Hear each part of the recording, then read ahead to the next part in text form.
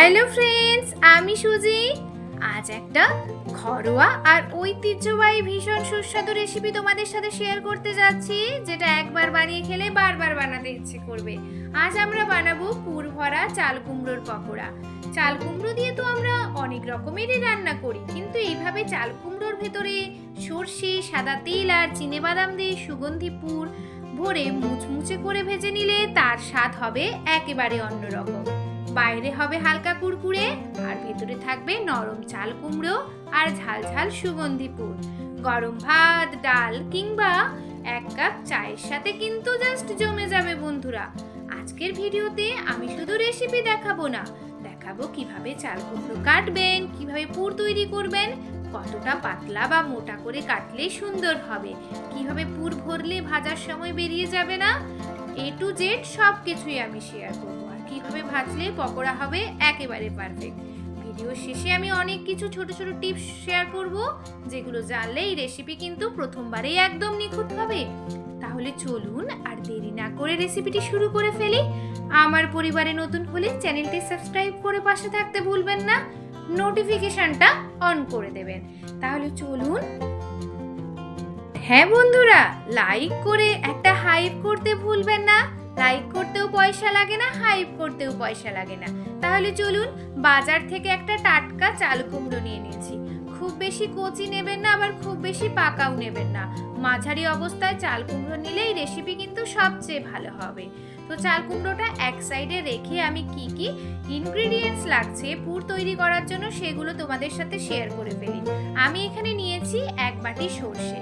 এখানে আমি দুই ধরনের সর্ষে ব্যবহার করেছি, কালো সর্ষে আর সাদা সর্ষে।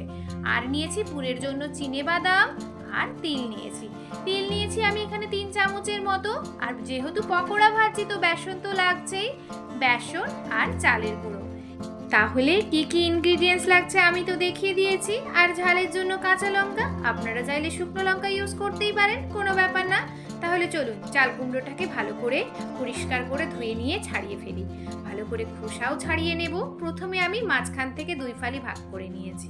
আমার এই যতটা লাগবে আমি ততটা নিয়ে নিয়েছি। পুরোটা কিন্তু চাল কুমড়ো লাগবে না এই পকোড়ার জন্য, বেশি কিন্তু লাগে না, অল্পই লাগে। দেখুন আমার যতটা লাগবে ততটা আমি চাল কুমড়ো নিয়ে নিয়েছি। খোসাটাকে কিন্তু আমি ভালো করে ছাড়িয়ে নিয়েছি। খোসাটা ছাড়িয়ে নিয়ে আমি গোল গোল করে শেপ করে দেব। গোল গোল করে শেপ করার কারণ হচ্ছে এই গোল শেপের থেকে আমি আরেক ফালি বের করব, মানে 2 ফালি করব। বেশি মোটা করে কাটবেন না, আবার বেশি পাতলা করেও কাটবেন না।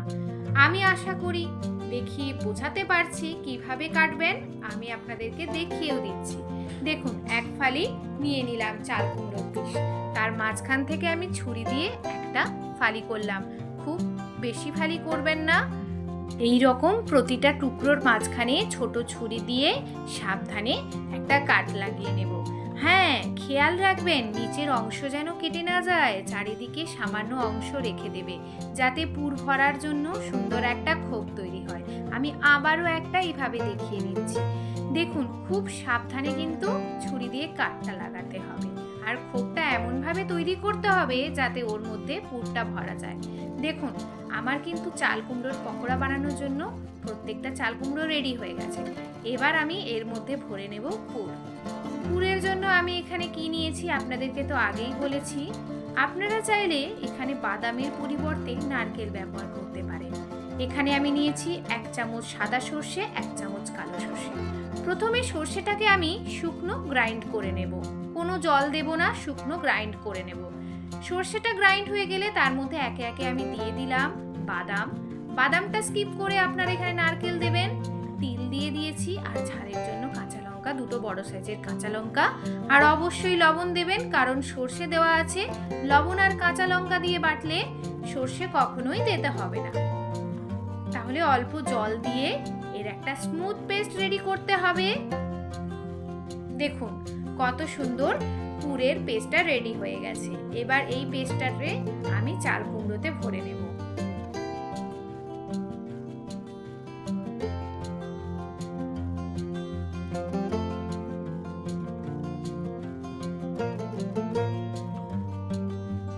স্মুথ পেস্ট রেডি হয়ে গেছে, চাল কুমড়োই ভরার জন্য পুর রেডি। এবার এটাতে সামান্য চিনি দেব টেস্টটাকে ব্যালেন্স করার জন্য।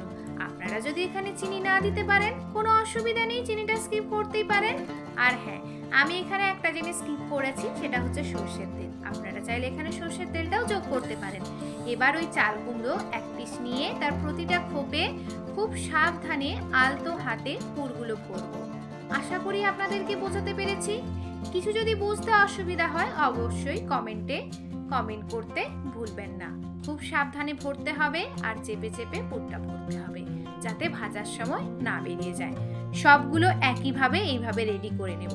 আর হ্যাঁ, পুর ভরা হয়ে গেলে 2 থেকে 3 মিনিট একটু রেস্টে দিতে হবে চাল কুমড়োগুলোকে। সেই 3 মিনিটের মধ্যে আমরা ব্যাটারটা রেডি করে নেব। আমি আপনাদেরকে খুব সাবধানে এই পুর ভরার প্রসেসটা দেখাচ্ছি, একটু সময় নিয়ে।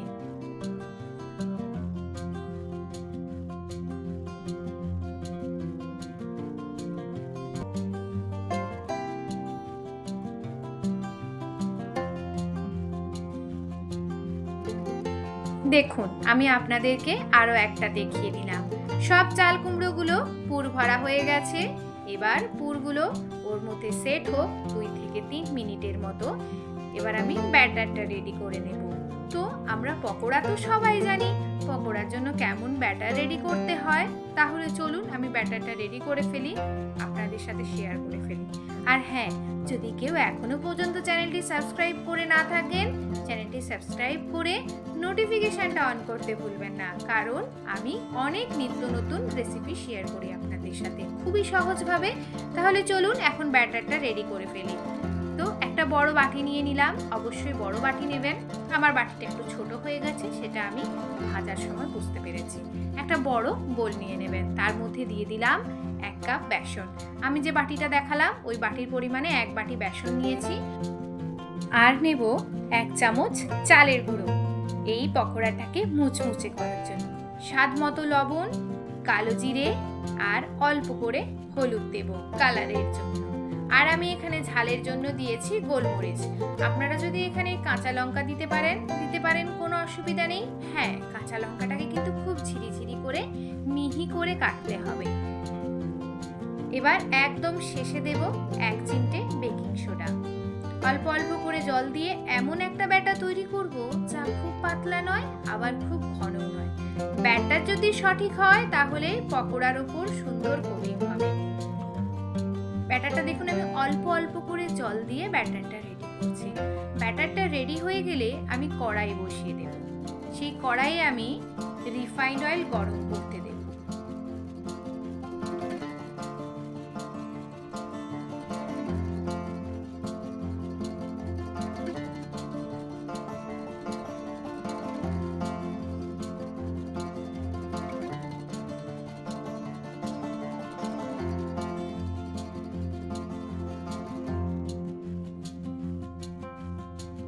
দেখুন, ব্যাটারটা কিন্তু আমার রেডি হয়ে গেছে। এবার ব্যাটারটাকে এক সাইডে রেখে দিলাম। গ্যাস ওভেনের দিকে যাওয়া যাক। এবার কড়াই বসিয়ে দিলাম। ননস্টিক কড়াইয়ের মধ্যে আমি দিয়ে দিলাম ভাজার জন্য পর্যাপ্ত পরিমাণে রিফাইন্ড অয়েল। খুব বেশি তেল আমি দিইনি, আপনারা যদি আরো বেশি ডুবো তেলে ভাজতে চান দিতে পারেন। এবার তেলটা গরম হয়ে গেলে ওই গরম তেল 1 চামচ দিয়ে দিলাম ব্যাটারের মধ্যে, তাতে পকোড়াটা আরো ক্রিস্পি হবে। আর হ্যাঁ, তেল মাঝারি গরম হলেই প্রতিটা পুর ভরা চাল কুমড়ো ব্যাটারে ডুবিয়ে আলতো করে তেলের মধ্যে ছেড়ে দেবেন। খুব সাবধানে কিন্তু করবেন, তেল ছিটিয়ে যাওয়ার সম্ভাবনা থাকতে পারে।